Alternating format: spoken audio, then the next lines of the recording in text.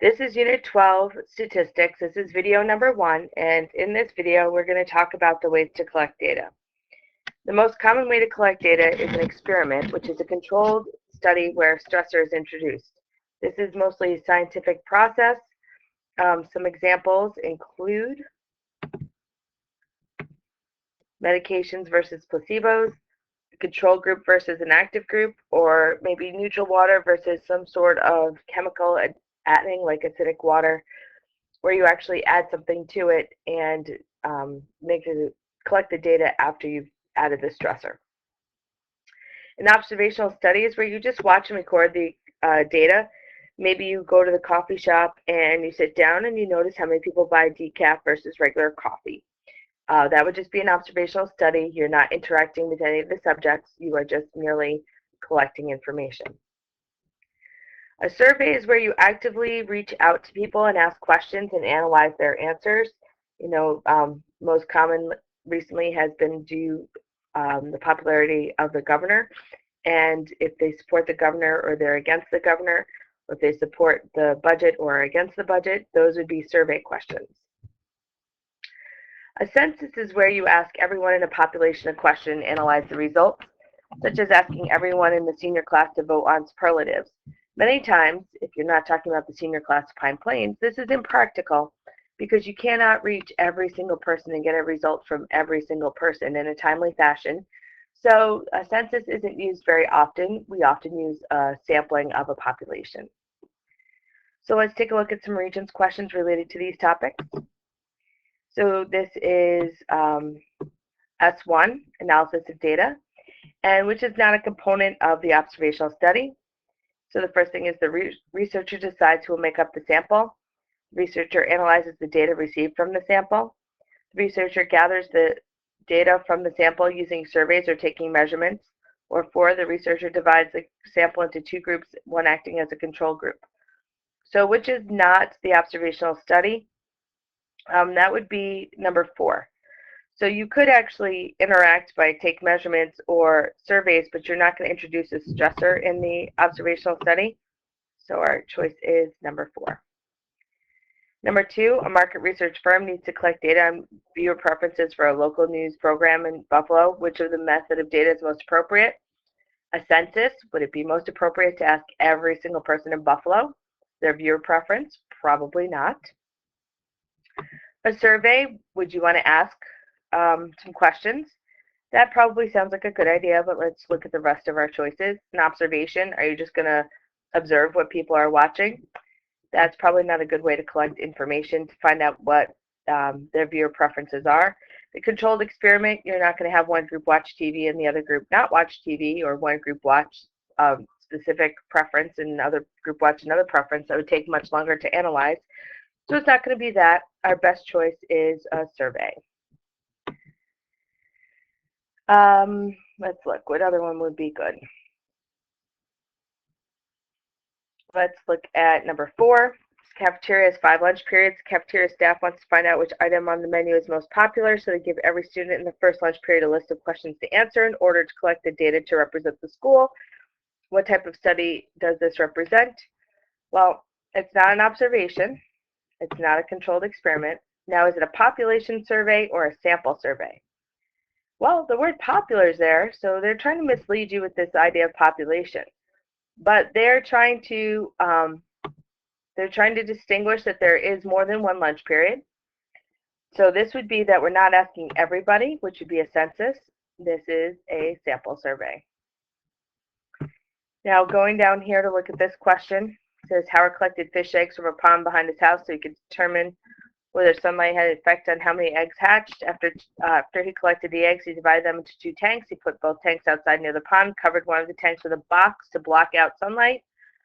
Is it a controlled experiment, an observation, or a survey? Well, he's certainly not asking questions of the fish eggs, so it is not a survey. Is he observing, or is he controlling? Well, he is covering one tank with a box. This makes this a controlled experiment. The reason is that you are introducing the stressor, which is the covering of the box to block the sunlight. The observation would just be to look and see what happens over time. The experiment is you're adding the stressor. So this is a experiment, and you could write that up in a sentence or two. Now let's look at what comes next, and this is the topic of bias. So this is just to look at what factors may affect the outcome of a survey. One of the things that can affect the outcome of a survey is the size of the sample. So these are just some things that I'm just going to look at quickly. The size of the sample. If you're going to ask 3 people, it's a lot less accurate than if you ask 30 people. But it's not necessary to ask 3,000 people. The size of the population doesn't really matter. In this case, we have 2,000 students. A survey completed at a university asked 2,000 students. A large university means that there's more than 2,000 students. So that probably means that we didn't ask everybody. Okay. How you analyze the data is not usually a bias. That does not affect the outcome of something. That is the outcome. And how you choose the students. This is important. There are a couple of different ways. There is random, which means that you are going to just choose people at random using some sort of total random selection, probably flipping a coin, rolling a die, pulling a name out of a hat, or maybe even using a random generator on your calculator. Another one is systematic. And a systematic method would be picking every 3 people. So you may not want to pick every person, but you may want to pick every 3rd person or every 10th person. That would be considered systematic. Now, random is better than systematic for obvious reasons. You have less bias. You're less likely to just choose people who are early or late. You could get a sample of a bunch of people who are together or apart. When you do random and that information doesn't really matter, systematic, you're kind of breaking it up so that every 3rd person would get something, and sometimes you're leaving out important information, although they're both pretty good ways to collect data. So going back to our question, the data show that the mean number of hours the students spent studying was 15 7-point hours. Which characteristic of the survey could create bias in the results? And it is choice 4, the method of choosing the students. They don't tell us how they chose the students. They said every 10th student entering the library was surveyed. That could create bias. The size of the population is not going to. The method of analyzing the data is not going to, because that happens after the results.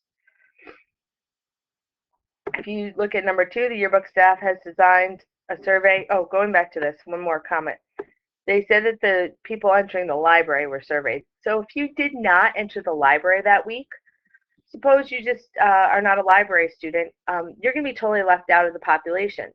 Same as if you never eat lunch in the cafeteria at school and you always eat in the library, you're going to be left out of that population. So that's the method of choosing that would have eliminated some information.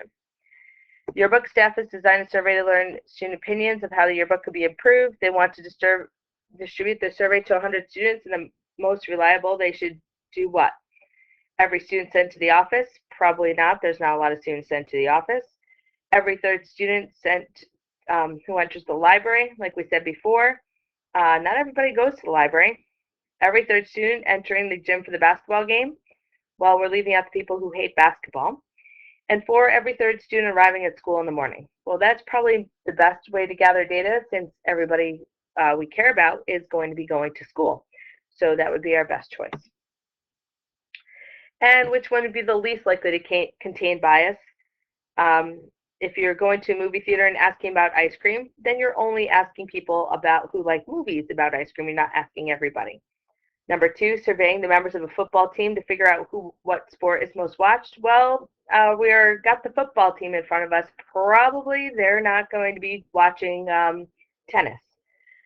3, survey people leaving the library to determine the average number of books a person reads per year. Again, we're only looking at the people who are at the library.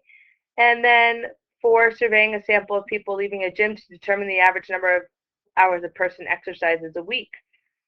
Well, if we are going to go with choice 3 or choice 4 here, Choice 3, going back to, it's not 1 or 2 because those are specific types of activities, movie theater, football team. But now we're looking at people going to a library, people going to the gym. And we have to decide which one's least likely to contain bias. Looking back again, the people of leaving a library to determine the average number of books a person reads in a year, or the people leaving the gym to determine the average number of hours a person exercises per week. Those both contain a low amount of bias. However, the least likely one would be, and I'll leave you to think about it and check the answer. This concludes our video. Stay tuned for part 2.